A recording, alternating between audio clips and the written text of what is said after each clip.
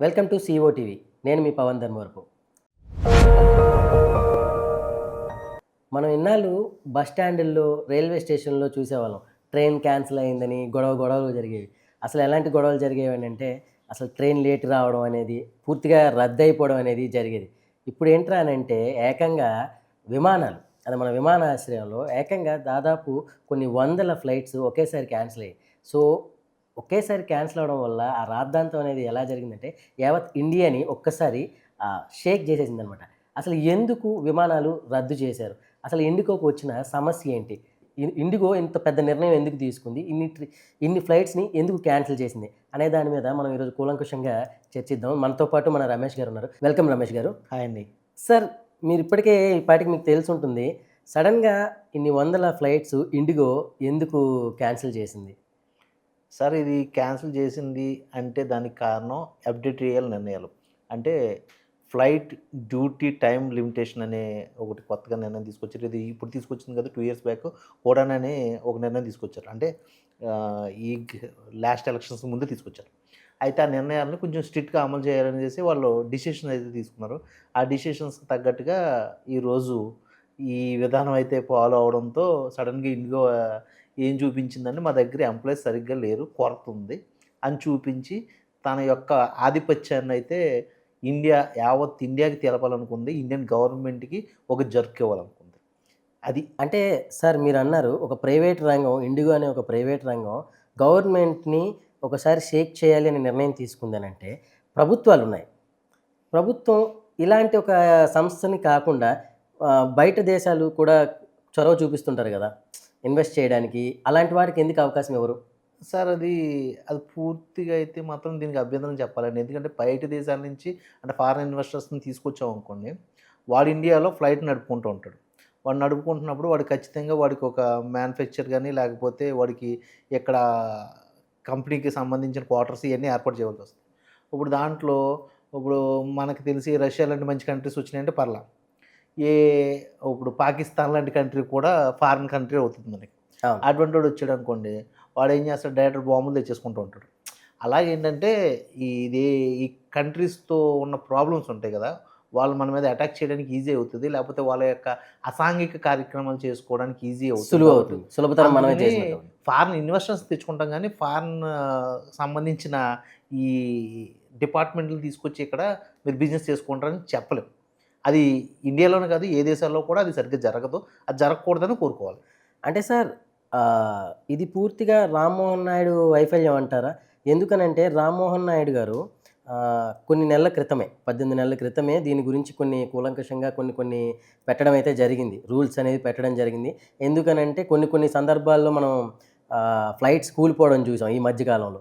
So, ఎంతో ప్రాణ నష్టం కూడా జరిగింది. వీటన్నింటి దృష్ట్యా ఎంప్లాయీస్‌కి అనేది ఒక రెస్ట్ పీరియడ్ అవసరం అనేది పెట్టి ఇలా కొన్ని రూల్స్ పెట్టారని తెలిసింది. సో, ఇప్పుడు వాళ్ళ రూల్స్ పెట్టిన తర్వాత కూడా ఇండిగో అనే ఒక సంస్థ ఇప్పుడు మా దగ్గర ఎంప్లాయీస్ లేరు అంటుంది. వీళ్ళు ఎప్పుడో చెప్పిన, ఇది పాస్ చేసింది ఎప్పుడో చేశారు గదా! మరి అప్పటి నుంచి ఇండిగో లాంటి ఒక సంస్థ ఎందుకు హైరింగ్ జేసుకోలేదు? ఇది 2 రకాలుగా వైఫల్యం ఉందండి. ఆ 2 రకాల వైఫల్యం ఫస్ట్ ఇండియన్ గవర్నమెంట్‌ని మనం దూషించాలి. ఎందుకంటే మీరు ఫారిన్ ఇన్వెస్టర్స్‌ని వద్దని మేము అంటాం, మీరు అనొచ్చు. అది ఇండియన్ గవర్నమెంట్ తీసుకున్న డెసిషన్ కాబట్టి. అయితే ఇండియాలో ఉన్న చాలామంది బిజినెస్ మ్యాన్స్ ఉన్నారు. లైక్ అంబానీ గారు గాని, అదానీ గారు గాని, లేకపోతే తమిళనాడులో ఉన్న చాలామంది బిజినెస్ మ్యాన్స్‌లో కళానిధి మారన్ గారు గాని, మన హైదరాబాద్‌లో కూడా చాలామంది ఈ ఫార్మా కంపెనీస్ ఓనర్స్ ఉన్నారు. హ్మ్. ఇటువంటి వాళ్ళకి ఈ ఎయిర్‌పోర్ట్ అథారిటీలో కొంచెం ఈ సుంకాలు తగ్గించి, అంటే ఈ టాక్సెస్ తగ్గించి మీరు కూడా బిజినెస్ చేయండిరా అనేసి వాళ్ళని వీళ్ళు లేపాలి. వీళ్ళు ఏం చేసేవారంటే లేచినోడికే వీళ్ళు బొట్టు పెట్టి అధికారం ఇస్తారు. ఓకే. ఎవడైనా ఇబ్బంది పడుతున్నాడనుకోండి, వాడి మీద ఈ కింగ్‌ఫిషర్ ఎయిర్‌లైన్స్ లాంటి ఆటిల మీద వీళ్ళకి గట్టిగా సుంకాలు విధించేయడం.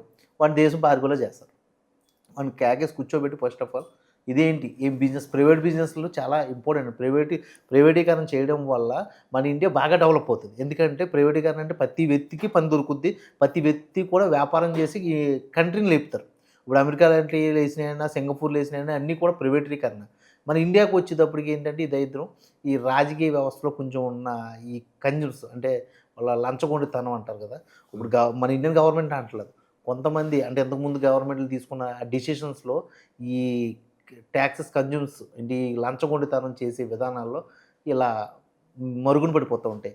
అందులో భాగంగా ఈ ఇండిగో అనేది చాలా కంపెనీస్ ఉన్నాయండి. ఎందుకంటే ఎయిర్ ఆసియా గానీ, స్పైస్ జెట్ గానీ, ట్రూ జెట్ గానీ ఇటువంటియన్నీ కూడా ఈ రంగంలోకి వచ్చినియి. అంటే రామ్ చరణ్ గారు, వంగలపూడి ఉమేష్ గారు అని ఉంటాడు. వంగాయలపూడి ఉమేష్ గారు అని ట్రూ జెట్ పెట్టాడు. ఇటువంటి వాళ్ళందరూ లేపుతాకి ట్రై చేశారు. గతంలో డెక్కన్ ఎయిర్‌లైన్స్ ఉండేది. వాళ్ళందరూ కూడా ఏదో మీరు చూసి ఉంటారు 'ఆకాశం హద్దురా' సినిమాలో ఆ అవును. డెక్కన్ ఎయిర్‌లైన్స్. అటువంటి వాళ్ళందరూ కూడా ఇలా లేపాలని ట్రై చేస్తున్న ప్రతిసారి కూడా వాడు ఎవడో ఒకడు వచ్చి రాజకీయ పరంగా ఒత్తిడి తీసుకొస్తే అది పడిపోతూ ఉంటది. ఆళ్ళందరిని దాటి ఇండిగో ఈరోజు 400 ఫ్లైట్లు నడపడానికి ముందుకొచ్చింది. వచ్చినప్పుడు వీళ్ళని చాలా జాగ్రత్తగా హ్యాండిల్ చేయాలి. ఎందుకంటే అది గుత్తాధిపత్యానికి లోబడైపోయింది. ఎందుకంటే వాడు ఈరోజు ఈ రాజకీయ పార్టీలు ఏదైతే ఉన్నాయో వాళ్ళందరికీ విరాళాలు ఇస్తున్నాడు. రాహుల్ భాటి అనేవాడు మొత్తం ఇప్పుడు ఈ తృణమూల్ కాంగ్రెస్‌కే విరాళాలు ఇస్తాడు ఎక్కువగా. ఈ బీజేపీకి విరాళాలు ఇస్తున్నాడు. లేకపోతే కాంగ్రెస్‌కి విరాళాలు ఇస్తాడు. అంటే ఏంటంటే వాడు పార్టీని గట్టిగా పట్టుకొని వాడు గుత్తాధిపత్యం వాడి చేతిలో పెట్టేసుకున్నాడు. అలా చేయకుండా ఫస్ట్ ఆఫ్ ఆల్ ఈ అందరికీ సమానమైన హక్కులు కనిపించేలాగా మీరు ఎయిర్‌పోర్ట్ అథారిటీ తీసుకొచ్చి ఉండుంటే ఈ సమస్య రాకపోతుంది. హ్మ్. అంటే ఇప్పుడు ఒకరిద్దరి చేతుల్లో విమానయానం అనేది ఉంది. లైక్ టాటా, హ్మ్. ఇప్పుడు మన ఇండిగో. వీళ్ళిద్దరూ చేతుల్లోనే ఉంది. సగానికి సగం అంటున్నారు. హ్మ్. అండ్ ఇప్పుడు నా ఉద్దేశ్యం ఏంటనంటే, ఇది ఒక సడన్‌గా అనుకునేటట్టుగా లేదు. ఏదో ప్రీ ప్లాన్డ్‌గా హ్మ్. అంటే మన దేశానికి పుతిన్ వచ్చినప్పుడు జరిగిన సంఘటన ఇది. అవును. సో, పుతిన్ రావడంతో ఇలాంటి ఒక స్ట్రైక్‌ని హ్మ్. ఇండిగో లాంటి ఒక సంస్థ గవర్నమెంట్‌పై, ఇండియన్ ప్రభుత్వం మీద, ఒక మోదీ ప్రభుత్వం మీద ఒక ప్రెజర్‌ని తీసుకురావడానికి కూడా ఇలాంటిది ఏదైనా ఒక ప్లానింగ్ ముందు నుంచే జరిగుండొచ్చు అని నేను అనుకుంటున్నాను. ఎంతవరకు ఇది కరెక్ట్? ఇలాంటిది కరెక్టే అంటారా? ఈ టైంలో ఇది చేయడం? ఒక దేశం నుంచి ఒక దేశ ప్రధాని మన దేశానికి వచ్చినప్పుడు, ఈ దేశంలో ఇలాంటి ఒక ఇది జరిగితే అది ప్రభుత్వ వైఫల్యం కిందకొస్తుంది. అవును. సో, ఇది మన సంబంధాలు, స్నేహ సంబంధాలకి ఏమైనా దెబ్బతీసే అవకాశం ఉంటదా? రష్యాకి, ఇండియాకి? అయితే ఇది రష్యాకి, ఇండియాకి దెబ్బతీసినట్టు కాకుండా ఏంటంటే, ఇది యావత్తు ప్రపంచంలో ఇండియా ఇంకా ఆర్థికపరమైన లోటుని ఎదుర్కొంటుంది. వాళ్ళింకా వాళ్ళ డెసిషన్స్ ఫుల్‌గా తీసుకునే పరిస్థితులు లేరు. అండ్ వాళ్ళు ఆధునికంగా ఇంకా టెక్నాలజీగా డెవలప్ అవ్వలేదు అనే మాట తీసుకొచ్చే విధంగా ఉంటది. అయితే మీరన్న క్వెషన్‌కి నేను ఏకీభవిస్తున్నాను. ఎందుకంటే పుతిన్ గారు కూడా మాట్లాడుతూ ఆయన ఏమన్నాడంటే ప్రెస్‌కి ఇంటర్వ్యూ ఇస్తూ మీరు S-400 అమ్మడానికొచ్చారా? S-57 యుద్ధ విమానాలు అమ్మడానికొచ్చారా అనంటే, ఆయన అమ్మడానికి రాలేదు. టెక్నాలజీని షేర్ చేసుకుంటాకొచ్చాను. ఇండియాకి ఇంకా టెక్నాలజీ తెలీదు. నేను టెక్నాలజీ షేర్ చేయడానికి వచ్చానని చెప్పాడాయన. హ్మ్. అంటే మన ఇండియాకి ఇంకా టెక్నాలజీ తెలీదు అని. దానికి తగ్గట్టుగానే ఇది ఈరోజు ఇదంతా ప్రైవేటీకరణ చేతిలో ఉంది. ఈ ప్రైవేటీకరణ చేతిలో ఉంటే వీళ్ళేం చేస్తున్నారు కరెక్ట్‌గా పుతిన్ వచ్చిన టైంలోనే నువ్వు తీసుకున్న డెసిషన్‌కి మేము లోబడలేమురా! మేమిచ్చే డెసిషన్‌కి నువ్వు లోబడి ఉన్నావా? అన్నట్టుగా వీళ్ళు షాకింగ్ మూవ్‌మెంట్ అయితే రిలీజ్ చేశారు. ఫ్లైట్లు ఆఫ్ చేసి. దీని అంటే వెనక దీని వెనక ఏమైనా రాజకీయ హస్తం ఉంటుందంటారా? రాజకీయ రాజకీయ ఇండిగోకి. హస్తం అంటే రాజకీయ హస్తం అనకూడదు గానండి. హ్మ్. బిజినెస్ స్ట్రాటజిక్స్ ఇయి. ఆ బిజినెస్ స్ట్రాటజిక్స్‌లో ఇలాంటి లోపాలని గవర్నమెంట్‌కే అదే గవర్నమెంట్‌ని దెబ్బతీసే విధంగానే ఉంటాయి. హ్మ్. మరది గవర్నమెంట్ కొంచెం ఆలోచించి తీసుకోవాల్సిందనుకుంటా. అది గవర్నమెంట్ ఏంటంటే సడెన్‌గా టాటా గ్రూప్‌ని లేపడానికో, లేకపోతే ఈ స్పైస్ జెట్‌ని లేపడానికో, ఎయిర్ ఇండియా మీద సుంకాలు ఎక్కువగా విధించాలనుకుందో ఏంటో మరి.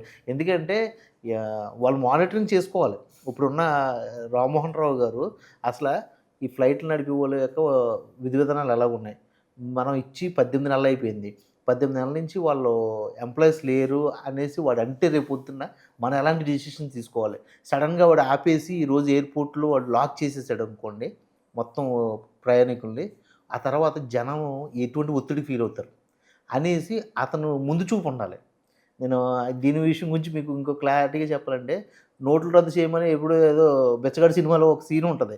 ఆ సీన్ ఉన్న తర్వాత ఒక 1 వీకో, 2 నెలలకో సడెన్‌గా నోట్లు రద్దు చేసేసారు. ఎందుకు చేశార్రా అంటే ప్రజల్లో వేరియేషన్ తీసుకొస్తున్నాం, అక్రమ సంపాదన తీసుకొచ్చేస్తున్నాం అని చెప్పారు. ఇబ్బంది పడింది ఎవడు? ప్రజలు. ఆ తర్వాత అది పెద్ద ఫెయిల్యూర్ అయింది. అంటే ఏంటంటే కొంచెం ఆలోచన లేకుండా తీసుకునే నిర్ణయాలనమాట. అధికారులు సరిగ్గా డెసిషన్స్ సరిగ్గా చెప్పరు. మొన్న కరోనా టైంలో అంతే. లాక్‌డౌన్ ఏ కంట్రీలోనూ సరిగ్గా లాక్‌డౌన్స్‌ని ముందే అనౌన్స్ చేసి తీశారు. మన కంట్రీలో మాత్రమే పొద్దున గంట కొట్టరు, సాయంత్రం లాక్‌డౌన్ అనేసాడు. అవును. అంటే ఏంటంటే మనకి డెసిషన్స్ తీసుకుంటే ప్రజలు ఇబ్బంది పడతారా? మన ప్రజలకి ఏమాత్రం ఎలా సపోర్ట్ ఇవ్వాలి, ఎలాంటి పరిస్థితుల నుంచి వాళ్ళని బయటికి తీసుకురావాలో ఆలోచన లేకుండా తీసుకునే చేసేసింది అనమాట. ఇప్పుడు ఈరోజు 18 నెలల క్రితమే మేము చెప్పామంటున్నారు. వాళ్ళు ఇప్పుడు సడన్‌గా ఎందుకు ఇచ్చారు? పుతిన్ ఉండగానే షాక్ ఎందుకు ఇచ్చారు? అది ముందే మీరు గ్రహిస్తేనే కదా గవర్నమెంట్ మీరు పెద్ద మనుషులు అంటాం. అవును. అది గవర్నమెంట్. ఇప్పుడు అది ప్రైవేట్ సంస్థ. దాన్ని మీరేమీ చేయలేరు, మేమేమీ చేయలేం. కోర్ట్‌లో కేసేస్తే ఆడేం చెప్తాడు? నా దగ్గర ఏమీ లేదు బాబయ్య అంటాడు. అంతే ఓపెన్ ఆఫర్ అది. వాడు చెప్పిన తర్వాత కోర్ట్ ఏమంటది? కోర్టు కొన్ని గైడ్‌లైన్స్ బట్టి తీర్పు ఇవ్వాలి. అయితే సరే నువ్వు వెళ్ళిపోవా అంటాడండి. ఇంకా దానికి మించి ఇదేంటంటే రాజకీయ కోణం కాదు గానండి. ఈళ్ళు రాజకీయ ఒత్తిడి నిర్ణయాలు తీసుకునేవి ఉంటాయి. దాంట్లో రామ్మోహన్ రావు గారు ఫెయిల్యూర్ అయినట్టే అనిపిస్తుంది నాకు. అవును. ఫెయిల్యూర్ అయ్యాడు.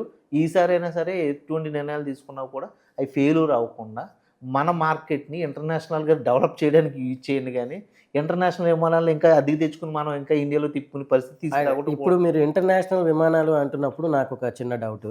ఇప్పుడు ఈ ఎయిర్ బస్ హ్మ్. అండ్ బోయింగ్ విమానాలు హ్మ్. వీటికి ఇండియా మన లోకల్‌లో తిరుగుతున్న వాటిల్లో బోయింగ్ ఉన్నాయి హ్మ్. అండ్ ఎయిర్ బస్‌లు ఉన్నాయి. ఈ రెండిటికి మధ్యన అసలు మెయిన్ వ్యత్యాసం ఏంటి అసలు? సార్ ఇదేంటంటే సార్, మనకి డొమెస్టిక్కు బయటికెళ్తే మనం అంటే కంట్రీ దాటితే దాన్ని ఇంటర్నేషనల్ అంటారు. ఇండియాలో తిరిగితే డొమెస్టిక్ అంటారు. డొమెస్టిక్‌లో తిరిగే వాళ్ళు ఎంతమంది ఉంటారండి? మహా అయితే 200, 300 మంది ఉంటారు ఒక ట్రిప్‌కి. ఎందుకంటే 200, 300 మంది అంటే విమానం రేట్ కాస్ట్ ఎక్కువ. అండ్ ఏదైనా ఎమర్జెన్సీ అవుతేనే తిరుగుతారు బిజినెస్ మ్యాన్‌లు. ఇప్పుడు సామాన్యుడు కూడా ఎక్కేస్తాడు. ఎందుకు ఎక్కుతున్నాడంటే సామాన్యుడు కూడా కొంచెం డెవలప్ అయ్యాడు ఆర్థిక పరంగానే. వాడు కూడా టైమ్స్‌ని సేవ్ చేసుకోవాలనే ఆలోచన వచ్చింది. ఇప్పుడు ఢిల్లీ ఎళ్ళాలనుకుంటే ట్రైన్ ఎక్కితే 2 రోజులు పడతది. అదే ఫ్లైట్ ఎక్కితే ఒక రూ. 10 ఎక్కువైనా గానీ త్వరగా అక్కడికి వెళ్లి పని చేసుకొచ్చేయొచ్చు అన్న ఆలోచనలుంటాయి. ఆలోచన. అలాగా ఈ ఆలోచన అదే ఎప్పుడో ఒక 2005లోనే డెక్కన్ వాళ్ళు స్టార్ట్ చేసిన ఆలోచన. అది ఈరోజు అందరికీ ఉపయోగపడేలా చేసింది. కానీ ఇక్కడ మీరడిగిన ఫ్లైట్స్ విధానం ఏదైతే ఉందో, ఎయిర్ బస్‌కి, బోయింగ్‌కి అండ్ ఫ్లైట్‌కి డిఫరెన్స్ ఏంటంటే, ఎయిర్ బస్ కానీ బోయింగ్ కానీ, ఫ్లైట్‌లు కానీ కొంచెం పెద్దగా ఉంటాయి. అవి 500, 1000 అటువంటి అదే 1000 సీట్స్ సీట్స్ కెపాసిటీ ఉంటది. అదే ఈ ఎయిర్ బస్ అంటే ఇప్పుడు ఇండిగో నడుపుతుంది. ఎయిర్ బస్ 320, 321 దీంట్లో మహా అయితే 200-300 మధ్యలోనే ఎక్కుతారు జనాభా. అందుకని ఇతను సక్సెస్ అయ్యాడు. అంటే ఆ ఫ్లైట్‌లు మాత్రం ఇతను కొన్నాడు. ఆయన కొనటం కూడా ఎలా కొంటాడో తెలుసండి? ఒకసారి ఫ్లైట్ తయారు చేయించి కొనేసాడనుకోండి. దాన్ని తీసుకొచ్చి ఏజెన్సీకి అమ్మేస్తాడాయన. అమ్మేసి ఆ డబ్బులు తీసుకొచ్చి అతని దగ్గర అద్దెకు తీసుకొని తిప్పుతూ ఉంటాడు. 400 ఫ్లైట్‌లు వీళ్ళ దగ్గర ఓన్ ఫ్లైట్స్ 120, 130 ఉన్నాయి. కనవయన్నీ కూడా ఇంకో ఏజెన్సీకి అమ్మేసి దానికి అద్దెకిస్తూ అది అద్దెకి తీసుకొని తిప్పుతున్నాయి. అప్పుడేమైంది ఏజెన్సీని పెంచుతున్నాడు, వీడు పెరుగుతున్నాడు. అప్పుడేమవుద్ది ఆ ఫ్లైట్ ఏజెన్సీ ఏం చేస్తది? దాన్ని నీట్‌గా చెక్ చేసి దానికి ఆయిల్ ఇయన్నీ సరిగ్గా సరఫరా చేసి వీడికి ఫ్లైట్ ఇస్తది. దానివల్ల ఏమవుతుందంటే ఆడు సేవ్ జోన్‌లో సేవ్ జోన్ మ్యాన్ పవర్‌ని తగ్గించుకున్నట్టు, బిజినెస్ పెంచుకున్నట్టు. పెంచుకున్నాడు. అది ఇంతకు ముందు కింగ్ ఫిషర్ ఎయిర్‌లైన్స్ గాని, స్పైస్ జెట్ గాని, ట్రూ జెట్ గాని చేయలేకపోయినాయి. వాళ్ళు లగ్జరీ ఫ్లైట్‌లు కొన్నారు. లగ్జరీ ఫ్లైట్‌లు కొని వాడు సామాన్యుడితో తిప్పలేడు. ఎందుకంటే వాడు లోపల ఫుడ్ పెట్టేవాడు, లేకపోతే లోపల అన్ని అరేంజ్‌మెంట్స్ చేసేవాడు. ఇంటర్నేషనల్ ట్రిప్‌లు ఏదైతే లగ్జరీస్ ఉంటాయో అవన్నీ కూడా డొమెస్టిక్‌లో ఇచ్చేసేవాడు. ప్రొవైడ్ చేశారు. కింగ్ ఫిషర్ గాని, లేకపోతే ట్రూ జెట్ ఇయన్నీ కూడా ఫెయిల్యూర్ అవ్వడానికి కారణం. ఇతను ఏం చేశాడు? అలాంటివి చేయకుండా లగ్జరీని కట్ చేసేసి ఇతను ఓన్లీ ఫ్లైట్‌లో సీట్‌కి మాత్రమే టికెట్ పెట్టాడు. అది ఏదైనా సరే నువ్వు ఫుడ్ కొనుక్కోవాలన్నా, వాటర్ బాటిల్ కొనుక్కోవాలన్నా ప్రతీది కూడా ఇతను డబ్బుల మార్గంలో పెట్టడం వల్ల, ఈ కొనుక్కోవడం పెట్టడం వల్ల ఏమవుతుందంటే ఏ సామాన్యుడు ఏమనుకుంటాడు? నేను మంచినీళ్ళు తాగి ఒక గంటే కదా ఫ్లైట్ జర్నీ. మంచినీళ్ళు ఇక్కడే తాగేస్తాను, ఫుడ్ ఇక్కడే తినేసి చక్కగా ఫ్లైట్ ఎక్కేసి అక్కడ దిగిన తర్వాత నాకు పని చూసుకొని వచ్చేయొచ్చు అనేది సామాన్యుడి ఆలోచన. అది డెక్కన్ వాళ్ళే ఫస్ట్ అది చేసింది. దాన్ని ఇతను బాగా క్యాచ్ చేసుకున్నాడు. దానివల్ల ఈరోజు రాహుల్ భాటియా ఇండియాలో అన్ని ఫ్లైట్స్ నడపడానికి కారణమైంది. అతని బిజినెస్ అంత డెవలప్ అవ్వడానికి కారణమైంది.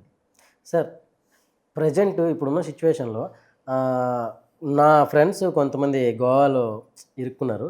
సో వాళ్ళేమన్నారంటే ఇండిగో కాస్త వాళ్ళకి ఇబ్బంది పెట్టిన టికెట్స్ విషయంలో, ఆటి విషయంలో తర్వాత వాళ్ళకొక మంచి ట్రీట్మెంట్ అనేదైతే ఇవ్వడం జరిగింది. ఆ ఫ్లైట్స్ స్టార్ట్ అయ్యే వరకు వీళ్ళందరినీ కూడా అసలు అక్కడ వాళ్ళు ఏం ఇబ్బందులు పడ్డారో ఒకసారి ఫోన్ కాల్ తీసుకుందాం. మా ఫ్రెండ్ ఒక డైరెక్టర్ వెళ్లారు. ఒకసారి ఆయన మాటల్లో ఏమంటారో విందాం ఒకసారి.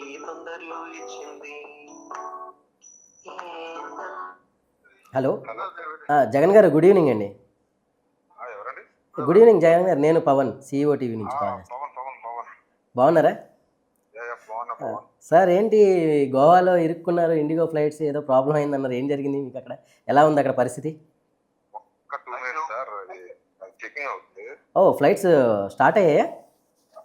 యా యా చెప్పండి. ఏమైంది సార్, అసలు ఏంటి, ఎన్ని రోజులుగా ఇరుక్కున్నారు మీరు ఎక్కడ? మీరు ఎక్కడ ఉన్నారు? నేను ఛానల్లో ఉన్నాను సార్. అయ్యో పర్లేదా ఇలా చెప్తే?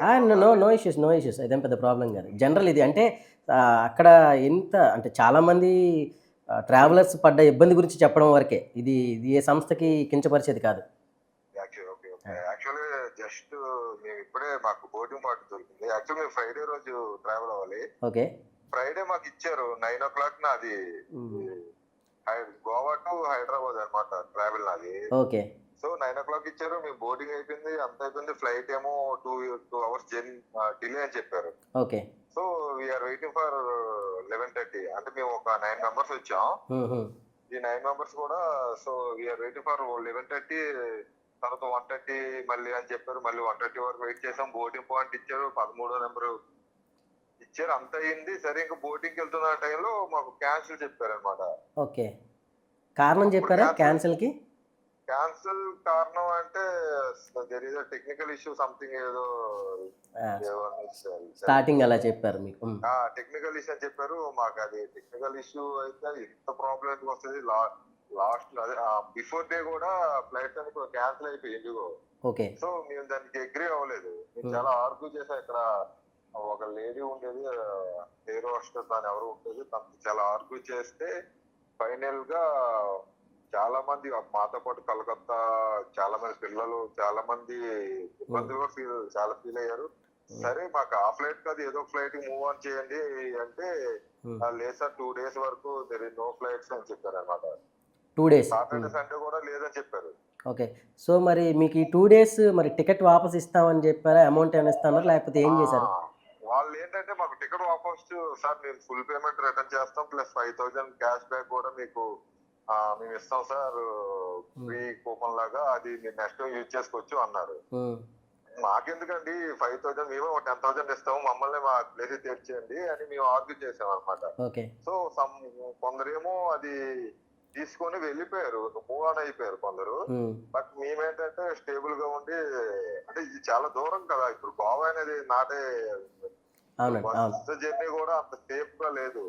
బస్సులు ట్రైన్లు కూడా నమ్మేటట్లేము ప్రెజెంట్. అది కూడా అలాగే ఉంది. ప్లస్ థింగ్ 18 hours జర్నీ చూపిస్తుంది, ఫుల్ టైర్డ్ అయిపోతాం. అంతతో అది కాకుండా బస్సు రేట్స్ కూడా సేమ్ ఈక్వల్ టు 4,000 5,000 అంత చూపిస్తున్నాయి. నాటే సో మచ్ మనీనా ఇక ఎక్స్పెండ్ ఆల్రెడీ ఇక్కడ ఎక్స్పెండిచర్ చేసాం, అది ఇది ఉండడం వల్ల. సో అది కూడా చాలా ప్రాబ్లం గా ఉండడం వల్ల మేము వాళ్ళతో చాలా ఆర్గ్యూ పెట్టుకున్నాం.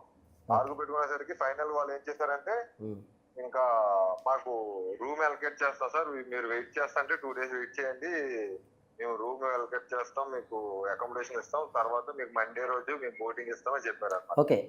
మీకు ఇచ్చిన రూమ్ అంతా మంచి ఫెసిలిటీస్ ఇచ్చారా? 3-star హోటల్ ఇచ్చారు, 7 Apple సంథింగ్ ఏదో హోటల్, వాళ్ళకి రిలేటెడ్ గా ఉన్న హోటల్ ఒకటి ఇచ్చారు. సో అందరికి ఇచ్చారు, అంటే మీకనే కాకుండా ఇబ్బంది పడుతున్న అందరికి ఇచ్చారు. అంటే ఎవరైతే స్టాండ్ బై ఉన్నారో మాకు ఫ్లైట్ కావాలి, మేము ఆన్ రోడ్ వెళ్ళలేము అనే స్టేబుల్ గా ఉన్న వాళ్ళకి ఈవినింగ్ మేము మార్నింగ్ 9 వస్తే ఈవినింగ్ 7 o'clock మాకు అలొకేట్ చేశారు.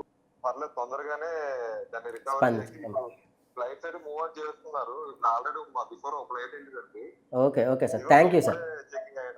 థ్యాంక్ యూ సెకండ్ గారు, థ్యాంక్ యూ సో మచ్ అండి. అండ్ ఇంకొకటి ఏంటంటే, ఇదే టైంలో మిగతా విమాన సంస్థలు అండ్ సంథింగ్ వేరే ఎయిర్ ఇండియా ఇవన్నీ ఒక్కొక్క ఫ్లైట్ ఛార్జెస్ 50,000 60,000 పెట్టాయి పర్ హెడ్. అది వీళ్ళు తట్టుకోలేక, ఇంత హెవీ జర్నీ చేయలేక, ఇదిగో ఇప్పుడు ఇండిగో ఇలా 3-star హోటల్స్ వాళ్ళు ఇచ్చిన వాటిలో ఉండి ఇప్పుడు స్టార్ట్ అవుతున్నారంట. అవునండి, ఇదే ప్రభుత్వ వైఫల్యం అంటే ఇదేనండి. యాక్చువల్లీ డే 1లోనే ఇది ఇమీడియట్లీగా రామ్మోహన్ రావు గారు కానీ, అదే ఏవియేషన్ మినిస్టర్ ఆయన స్పందించినా, లేకపోతే ఆయన స్టాఫ్ స్పందించినా కూడా ఇంత ప్రాబ్లం రాకపోతున్నాం. ఆయన స్పందించకపోవడం వల్ల అది 4 daysకి 5th dayకి అది చాలా సీరియస్ ఇష్యూ అవడం, ఇన్స్టాగ్రామ్లోను, ఫేస్బుక్ అన్నిటిలోను, సోషల్ మీడియా గట్టిగా ట్రోల్ అయింది. ఆ ట్రోల్ అయ్యేటప్పటికి ఈరోజు నేను చూస్తున్నాను, లైక్ అర్నద్ గోస్వామి గారు రిపబ్లిక్ టీవీ ఉంటుంది, అందులో ఆయన డిబేట్ పెట్టినప్పుడు ఆ డిబేట్లో టీడీపీ నుంచి ఎవరో ఒక పర్సన్ వెళ్ళాడు ఆ డిబేట్లో కూర్చొని. అతను ఆయన క్వశ్చన్ వేస్తే ఆయన ఆన్సర్ ఏం చెప్పాడంటే, వేర్ ఇస్ ద విమాన శాఖ మంత్రి ఏడి అనేసి అర్నద్ గోస్వామి అడిగితే, దానికి ఈయన చెప్పిన సమాధానం ఏంటంటే, అది చూస్తున్నారండి, ఆయన దీని మీద మానిటరింగ్ చేస్తున్నారు. ఆయనతో పాటు నారా లోకేష్ గారు కూడా చేస్తున్నారు అనేసి అదేదో తింగ సమాధానం అంటారా, లేకపోతే అది తెలివి తక్కువ సమాధానం అంటారో తెలియదు. అంటే ఇది తెలివి తక్కువ సమాధానం కాదు సార్. అంటే మన రాజకీయ నాయకులు నాలెడ్జ్ ఎలా ఉందనే దానికి ఇదో పరాకాష్ట. అంతే. అంటే ఏ సంస్థకి ఎవరు చూసుకుంటారు, ఏ మంత్రి చూసుకుంటారు అనేది కూడా తెలియకుండా ఛానల్స్లో డిబేట్కి వెళ్తే ఎలా ఉంటుందంటే ఇలాగే ఉంటుంది. అదే సో ఇప్పుడు నా ఫైనల్ క్వశ్చన్ ఏంటంటే, ఇండియాలో ఇంత పెద్ద ఇష్యూ అనేది మొత్తం ఓవరాల్గా అన్ని నేషనల్ ఛానల్స్లో కూడా ఇది ఇష్యూ బాగానే వచ్చింది. సో ఇది ఇండియన్ ఎకనామికల్గా ఏమైనా దెబ్బతీసే అవకాశం ఉంటుంది? ఎకనామికల్గా కానీ ఏదైనా అవకాశం ఉందంటారా? నాకు తెలిసి ఎకనామికల్గా దెబ్బతీసే అవకాశం ఉండొచ్చండి. ఎందుకంటే షేర్ మార్కెట్లో దీని ప్రభావం గట్టి కనిపిస్తుంది. నాకు తెలిసి ఇండిగో షేర్స్ అయితే ఏం పడలా, ఇండిగో షేర్స్ పడలా. కానీ వాణిజ్య సంబంధించిన సదుపాయాలు ఉంటాయి కదా, అవి ఎక్స్పోర్ట్ అండ్ ఇంపోర్ట్ ఆ షేర్స్ రవాణా విషయం ఆ షేర్స్ పడ్డాయి. ఆ షేర్స్ కొన్ని పడ్డాయి. ఎందుకంటే ఇప్పుడు ఈ బిజినెస్ మ్యాన్స్ తీసుకునే డిసిషన్స్ ఇవన్నీ ఫైట్ డిలే వల్ల చాలా మీటింగ్స్ పెండింగ్ పడిపోతే ఆగిపోతాయి. అంటే ఇప్పుడు బొంబాయిలో కొంతమంది చేయవలసి ఉంటుంది, లేకపోతే ఢిల్లీలో బిజినెస్ మ్యాన్లు చేయవలసి ఉంటుంది. ఇటువంటివన్నీ కూడా ఆగిపోవడం వల్ల దీంట్లో చాలా వరకు వాణిజ్య సంబంధించిన సమస్యలన్నీ కూడా ద్వైపాక్షిక మీటింగ్స్ ఏదైతే ఉంటాయో అవన్నీ కూడా పెండింగ్ పడిపోవడం వల్ల మార్కెట్ పడుతుంది. దీనివల్ల ఇండియాకి ప్రభావమే. ఇప్పుడు కొందరు ఏమంటున్నారంటే, ఇప్పుడు ఈ వైఫల్యాన్నింటికి కారణం రామ్మోహన్ రాజీనామా చేయాలని కూడా అంటున్నారు. కానీ పాపం అంటే రామ్మోహన్ నాయుడు గారు రాజీనామా చేస్తారా? లేదండి. అదేంటంటే వైఫల్య లోపానాలు కానండి, అతను రాజీనామా చేసేసి రాత్రి ఇంకొకరిని ఎక్కించేయాలని అనకూడదండి. రామ్మోహన్ నాయుడు గారు ఈసారి ఫస్ట్ టైం ఆయన అయ్యాడు మినిస్టర్గా, అతను తెలుసుకుంటున్నాడు. అయితే కాకపోతే ఏంటంటే కొంచెం స్పీడ్గా స్పందిస్తే బాగుంటుందని ఎవరైనా అనుకుంటారు కానండి. అంతేగాని ఇది ఎందుకంటే ఇది సివిల్ ప్రాబ్లం, కానీ ఇది చనిపోయిన ప్రాబ్లం కాదు. ఏదో గుజరాత్లో యాక్సిడెంట్ అయిన ఫ్లైట్ చనిపోయారు చూసారు, అటువంటి ప్రాబ్లం కాదు. ఇది సివిలైజేషన్ ప్రాబ్లం. దీనికి ఏంటంటే ఇటువంటి మిస్టేక్స్ని సరి చేసుకోమనేసి కొంచెం అందరూ కూడా చెప్తారు. అంతేగాని రాజీనామా చేసేసి నువ్వు వేస్ట్ అని అంటలా. అయితే ఫైనల్గా అసలు మళ్ళీ ఫ్యూచర్లో ఇలా విమాన రంగానికి సంబంధించి కానీ ఇదే రంగం కాకుండా ఏ రంగంలోనే ఇలాంటి ఒక పెద్ద తుఫాన్ లాంటిది రాకుండా ఉండాలి, ప్రయాణికులు ఎవరైతే తమ గమ్యస్థానాలకి హ్యాపీగా చేరుకోవాలనుకుంటున్న వాళ్ళు ఇబ్బందులు పడకుండా ఉండాలి అని అంటే ఫ్యూచర్లో ఏ నిర్ణయాలు తీసుకుంటే బాగుంటుంది? అదే అండి, అది ఖచ్చితంగా రామ్మోహన్ రావు గారు కదా, ఇండియన్ గవర్నమెంట్ కూడా చాలా సీరియస్ నిర్ణయాలు తీసుకోవాలి. ఓకే, మీరు విధించే సుంకాలు ఈరోజు సామాన్యుడు కూడా ఫ్లైట్ ఎక్కి పొజిషన్కి వచ్చేసింది కాబట్టి వాటి యొక్క ఎయిర్పోర్ట్ కాస్ట్ ఆఫ్ లివింగ్ ఏదైతే ఉందో అది తగ్గించుకోండి. ఫ్లైట్లు అక్కడ ఒకవేళ ఏదైనా ఫ్లైట్ అక్కడ స్టాండ్ చేయవలసి వస్తే దానికి ఎక్కువ కాస్ట్ విధిస్తున్నారు. ఓకే, అవి తగ్గించుకోండి. ఎందుకంటే సెలబ్రిటీస్ కొనుక్కునే ఫ్లైట్లు ఉంటాయి, వాళ్ళకి వేసుకోండి. ఎందుకంటే సెలబ్రిటీ డబ్బు ఉన్నవాడు. ఇప్పుడు ఈ బిజినెస్ చేసే వాళ్ళకి కూడా మీరు అదే సుంకాలు విధిస్తే దానివల్ల ఏమవుద్దంటే బిజినెస్ పరంగా చాలా ఇబ్బంది అయ్యి ట్రూ జెట్ లాంటివో లేకపోతే స్పైస్ జెట్ లాంటివి డెక్కన్ లాంటివో మూసేసుకునే సంవత్సరాలు అయిపోయినాయి. అలా వద్దు. దయచేసి మీరు చిన్న వాటికి కూడా సబ్సిడీ ఇవ్వండి. మీరు సబ్సిడీ ఇస్తున్నారు, ఆ సబ్సిడీ కూడా మీ చేతుల్లో పెట్టుకుని ఇస్తున్నారు. అది సరిగ్గా లేదనేసే కదా ఈవేళ అన్నీ మూతపడినాయి. ఆ సబ్సిడీలను బాగా రేకెత్తించి మీరు ఇమీడియట్గా మీరు తీసుకున్న నిర్ణయాలన్నింటిలో కూడా మీరు జనాలకు అర్థమయ్యే రీతిలో, లేకపోతే మీడియా రూపంగా మీరు అందరూ కూడా అదే మీ గవర్నమెంట్ వచ్చి బయటకు వచ్చి స్పందించి దీని మీద ఒక మెమో జీవో పాస్ చేసి దీని మీద మీరు ఈ బడ్జెట్ సమావేశాల్లో స్పెషల్గా ఏదైనా కొత్త విమానం తీసుకొచ్చి అది రూపకల్పన చేస్తే మంచిదని నా ఉద్దేశం అండి. థ్యాంక్ యూ రమేష్ గారు. మంచి విషయాలు, చాలా ఇన్ఫర్మేషన్ అనేది మా ప్రేక్షకులకు అందించారు. అండ్ మా CEO టీవీ ప్రేక్షకులు అందరి తరఫున కూడా చాలా థ్యాంక్స్. ఓకే సార్ కదండి, మీరు చాలా మంచి ఇన్ఫర్మేషన్ అనేది మీకు ఇచ్చామని అనుకుంటున్నాను. అదేవిధంగా ఎప్పటికప్పుడు మీకు మంచి ఇన్ఫర్మేషన్ని అందివ్వడానికి మేము ఉత్సాహంగా ఉన్నాం. ఆ ఉత్సాహాన్ని మాలో నింపాలంటే మీరు చేయాల్సిన పని ఏంటి? సబ్స్క్రైబ్ చేయాలి. మీరు సబ్స్క్రైబ్ చేయడమే కాకుండా మీ స్నేహితులకు కూడా చెప్పి సబ్స్క్రైబ్ చేయించండి. మేము ఎప్పటికప్పుడు మీకు టచ్లోనే ఉంటాం. ప్రతి ఒక్క విషయాన్ని మీ మొబైల్లో మీకు అందిస్తూనే ఉంటాం. మీ పవన్ ధర్మకు సైనింగ్ ఆఫ్.